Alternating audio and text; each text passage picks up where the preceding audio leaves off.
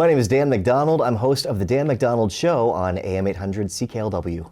I was a University of Windsor student, and I was studying English, I was studying communications, and I was decent in the courses that I was interested in. I didn't really have a whole lot of direction, so one day I was on the phone with a friend, and it was nearing the end of a semester, and I was talking to her, and I said, I don't know if I'm going to go back to school. I don't really know what I'm doing. Everyone's saying, are you going to be a teacher because you're in English? I didn't want to be a teacher.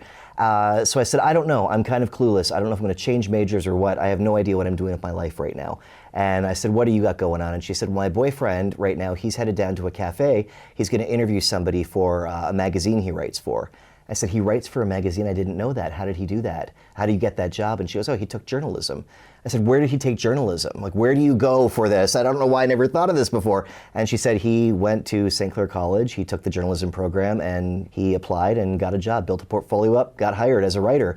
And literally, I'm not even kidding, I hung up the phone with her and I called St. Clair College immediately and I said, are you accepting students for your journalism program? And they said, yeah, and they told me what I had to do. And that was what changed my mind. I thought, why have I never thought of this before? I love to write. I love engaging with people. English made sense to me, but I never really considered journalism as a program. And the minute I started the program, everything made sense. Right away, we were put in placements. I was out at local community newspapers. I was writing. I was out working. I was getting interviews. I had the equipment. I was introduced to the trade. And it was the first time I ever had a trade to apply my skills to. I knew what my strengths were. It was reading, it was comprehension, it was writing, it was engagement, but I never knew of how to reconcile that with a program. And for the first time ever in my school career, grade school, high school, and post-secondary, I finally felt like this is the program I'm supposed to be in. What was I waiting for so long? Why didn't I have this in my headlights? One of my fellow students in journalism had a placement with the marketing director at St. Clair College, Ann Hetherington, and she gave him an assignment. She said, for today, you have to go out and take a bunch of pictures of campus life and take pictures of students having lunch, walking around campus, studying, whatever it is, just student life, capture it. We're using it for promotional materials. So I was with my friend, and she was walking with her friend, and I stepped out of the picture for a minute, and the person who had the placement snapped a photo of her with her friend, and she said, what are you doing with that photo? What's this for? He goes, don't worry, it's for an assignment. It's not going to be used in anything. I got to have a certain amount of photos in random student life. That photo he snapped of her, she said, please don't let it end up anywhere.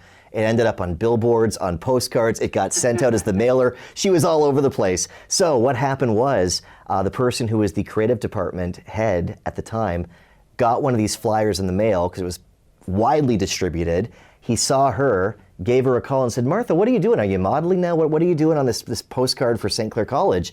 And she goes, no, I'm a journalism student. In fact, I'm about to graduate. And he goes, really, journalism? You know, we're hiring at the radio station. You should come apply. Really? So she applied. And when a position opened, she called me and said, Dan, there's a position opening here at the radio station. You should apply. Really? And I applied and I got in. Had that picture not been taken, the program director would not have seen her photo, would not have given her a call, and she never would have applied, and I wouldn't be on the air. My mom noticed when I was 6 years old, I loved music. I had my little normal kiddie records, and she noticed I really loved music, and she said, why don't you go through some of my albums, my vinyl records? And I chose one, and it had the letters CKLW on it, which meant absolutely nothing to me, but it was from the Big 8, the golden age of the Big 8 radio, and it was Bob Seger, it was Shangri-La's, it was James Brown, it was all these amazing artists, a lot of Motown artists as well, out of Detroit, and I fell in love with that music. And CKLW, it's been there since the very beginning. That sent me on a trajectory that got me into certain types of music, made me a music fanatic, that led me to journalism.